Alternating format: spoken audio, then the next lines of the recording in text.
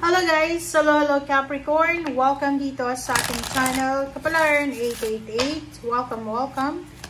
Alamin natin kung anong messages, vibration, kapay, energy para sa lahat ng Capricorn. This is general reading, so please connect your intuition sa lahat ng baraha na lumalabas dito sa ating mga readings. Okay, Capricorn. First card mo dito is let yourself receive. Okay, Capricorn. Okay, Capricorn. Okay, sa mga dati kong subscribers, thank you sa inyong lahat guys sa patuloy niyong pagsusubaybay sa aking channel ha. Sa mga bago naman, thank you sa inyong lahat sa pagbisita or dito sa pag-subscribe dito sa aking channel. Okay. So, kung makikita mo dito, you have two cards. Let yourself receive and receiving from angels. So, ihanda mo ang sarili mo, Capricorn, okay? Prepare yourself, okay? Kasi, shimmering wings of angels, embrace me with love. So, parang sinasabi ng baraha, receiving from angels, you're receiving a blessing, you're receiving love, a care, you're receiving blessings, prosperity, abundance, stability, balance, happiness, surprises, miracles from the angels sa September. Okay? So, eto ay para sa inyo, Capricorn. So, ihanda mo ang sarili mo para sa mga regalo na yan na posibleng darating sa'yo. Hayaan mo daw ang sarili mo na tumanggap. Okay? Hayaan mo ang sarili mo na ikaw naman ngayon ang tumanggap ng regalo, tumanggap ng tulong, tumanggap ng pagmamahal, tumanggap ng understanding, tumanggap ng blessings or anything na para sa'yo. Okay? Allow others to give you loving care, receive without guilt or apologies. Kasi parang ang nakikita ko sa'yo dito, medyo imbalance yung giving and receiving ng energy mo, Capricorn. May mga Capricorn eh, siya lang yung bigay ng bigay. Like breadwinner ka sa family, pwedeng breadwinner ka, ikaw yung nagsosustain sa pamilya mo, and normally, ikaw talaga yung magbibigay. But now, sinasabi ng barahan na if ever lang, para magang balance yung blessing sa buhay mo. Kasi hindi ibig sabihin na you're blessed, puro ka lang give and give. Make sure na kaya nga diba, halimbawa, kung tayo ay nagbibigay ng sapatos, kailangan natin humingi ng piso, ng coin. Ang rason doon, hindi dahil sa tatakbuhan ka niya. No. Kailangan na yung blessings na matatanggap ng taong yon from you, ay matanggap mo rin. That's the balance. Universe. Balancing universe. Okay? So, ihanda mo yung sarili mo. So, wag kang mag-guilty. Kasi ako, guilty ako sa pag alam ko na yung tinutulungan ko, hindi niya kayang magbigay sa akin ng kapalit. Parang nahihiya ako sa kanya na pag nagbibigay siya sa akin na eto para sa'yo, hindi. Kasi, di ba pag tumutulong ka, parang gusto mong makatulong sa kanya, hindi yung nag-expect ka ng return. But, sa proseso talaga ng universe, sa proseso talaga ng blessing, kailangan give and take energy siya. Kahit yung ibigay sa'yo is pasasalamat man lang, like binigyan mo siya ng trabaho, thank you. Hindi ibig sabihin na bigyan kanya ng material na bagay, bayad, no? Make sure na balance eh. May makukuha ka, like thank you, appreciation, okay na yun. Okay? Alright. So, Capricorn, tingnan natin sa third deck mo.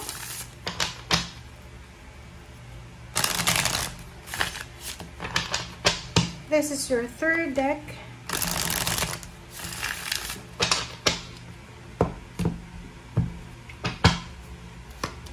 Okay, Four of Pentacles, Capricorn.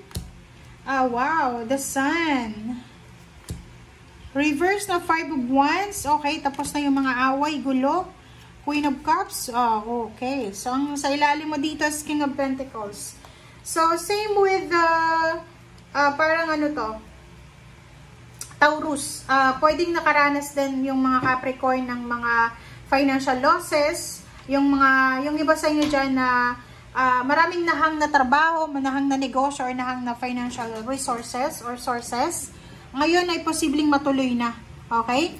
Like for example, dito sa 5 of Wands, for several months siguro, nahirapan kang mag-apply ng trabaho. It's because maraming unemployed. Yung parang pagpasok mo sa HR, marami kayong naka-line para sa interview, para sa exam, parang ganon.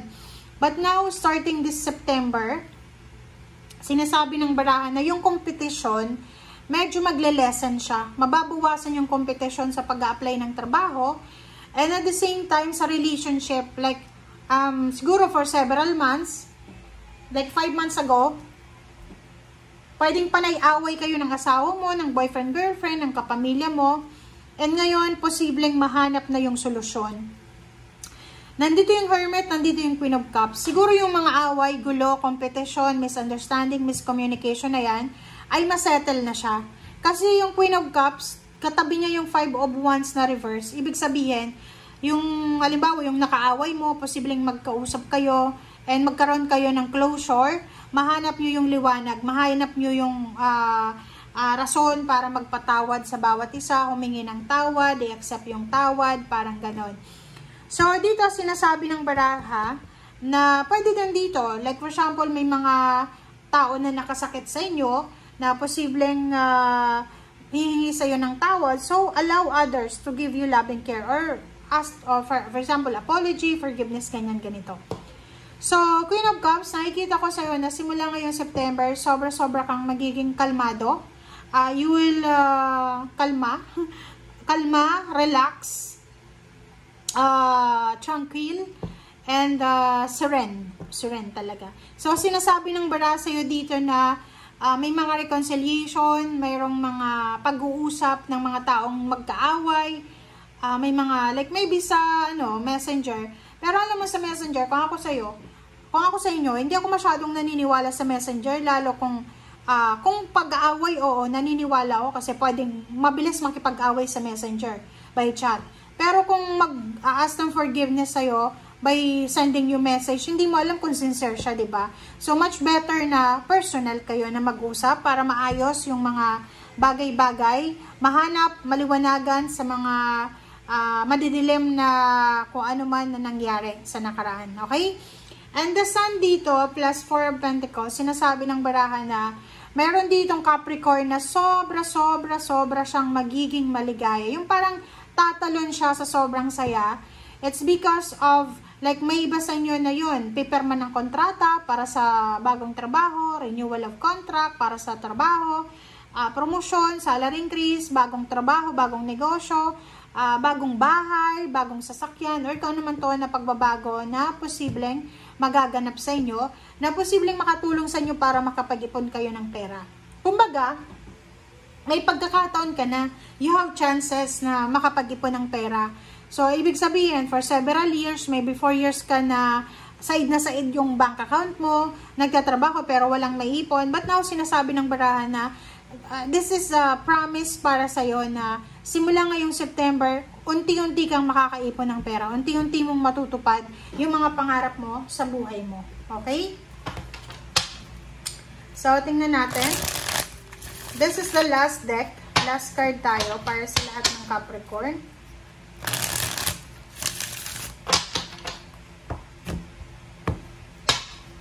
Alright, so Strength card.